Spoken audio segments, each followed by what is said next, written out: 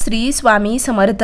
तुम्हा सर्वांचं माझ्या यूट्यूब चॅनलवरती अगदी मनापासून स्वागत करते। तुमच्या मनातील सर्व काही चांगल्या इच्छा स्वामी महाराज नक्की पूर्ण करो हीच स्वामींच्या चरणी प्रार्थना करते आणि आजच्या व्हिडिओला सुरुवात करते। तर आजचा व्हिडिओ खरंच खूप महत्त्वाचा आहे, प्रत्येक स्त्रियांनी हा व्हिडिओ नक्की बघा। तर आजचा व्हिडिओ असा आहे की स्वामींना नैवेद्य कशा प्रकारे दाखवावा। आता बऱ्याच महिलांना स्वामींना नैवेद्य किंवा आपल्या घरातले जे देव आहेत त्यांना नैवेद्य कशा प्रकारे दाखवावा हे सुद्धा माहिती नसतं। आपण काय करतो, नैवेद्य एका ताटामध्ये भरतो आणि तसंच आपल्या देवघरासमोर ठेवत असतो, पण ही चुकीची पद्धत आहे। आपण स्वामींना नैवेद्य कशा प्रकारे दाखवावा हेच आज मी या व्हिडिओमध्ये सांगणार आहे।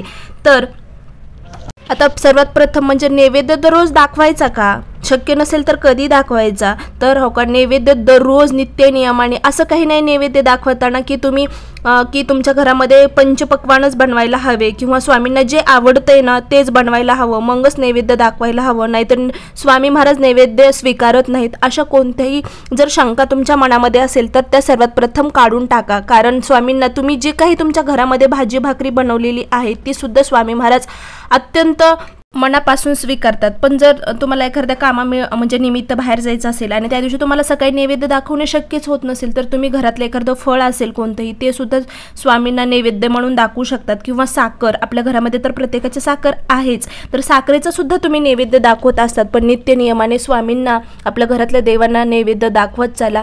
कोणतंही म्हणजे आटास करण्याची गरज नाही। तुम्ही जे काही तुमच्या जेवणामध्ये दररोज नित्य नियमाने बनवतात, भाजी भाकरी चपाती पोळी जे काही आहे ते तुम्हाला सकाळी आणि संध्याकाळी दोन्ही वेळेस नैवेद्य दाखवायचा आहे। तर आता बघू नैवेद्य कशा प्रकारे दाखवावा। नैवेद्य दाखवत असताना एक ताट घ्यायचं आहे तुम्हाला।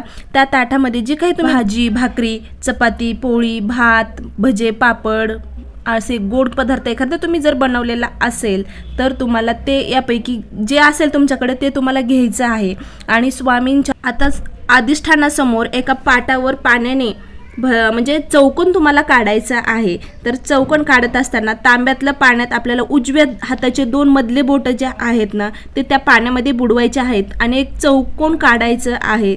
तर त्या चौकोनावर हे आपलं भरलेलं जे ताट आहे जेवणाचं म्हणजे नैवेद्य दाखवण्याचं जे ताट आहे ते ठेवायचं आहे। ताटाच्या बाजूला एक तांब्याभर पाणी घेऊन ठेवायचं आहे, म्हणजे भरलेला तांब्या ठेवायचा आहे। ताटात पदार्थ वर जे तांब्यातले पाणी आहे ते तुळशीचं पत्र टाकावे, म्हणजे त्या तांब्यामध्ये जे पाणी आहे त्याच्यामध्ये सुद्धा एक तुळशीचं पान टाकायचं आहे आणि ताट आपण जे नैवेद्याचं ताट बनवलेलं आहे त्याच्यात सुद्धा म्हणजे त्या ताटावर पदार्थावर एक एक आपल्याला तुळशीचं पान ठेवायचं आहे। नैवेद्य दाखवत असताना दिवा धूप आणि अगरबत्ती लावूनच स्वामींना ओवाळावा, म्हणजे नैवेद्य दाखवावा। तांब्यातलं एक तुळशीचं म्हणजे पान घ्यायचं आहे। नैवेद्यावर तीन वेळा आपल्याला पाणी शिंपडायचं आहे, 3 वेळा पाणी फिरवायचं आहे म्हणजेच।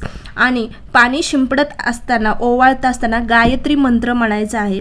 गायत्री मंत्र येत नसेल तर श्री स्वामी समर्थ श्री स्वामी समर्थ जय जय स्वामी समर्थ हा मंत्र म्हणून 3 वेळा पाणी आपल्याला फिरवायचं आहे। मग त्यानंतर पाणी फिरून झाल्यानंतर ताटाला काय करायचं आहे, 3 वेळा पाणी म्हणजे फिरून झालं की ओम प्रणाय स्वाहा ओम अपनाय स्वाहा ओम विहानाय स्वाहा ओम उदानाय स्वाहा ओम समनाय स्वाहा ओम ब्रह्माय अमृतवाय स्वाहा असं मंत्र अथवा श्री स्वामी समर्थ हा मंत्र म्हणून 3 वेळा पाणी ताटावरून फिरवायचं आहे।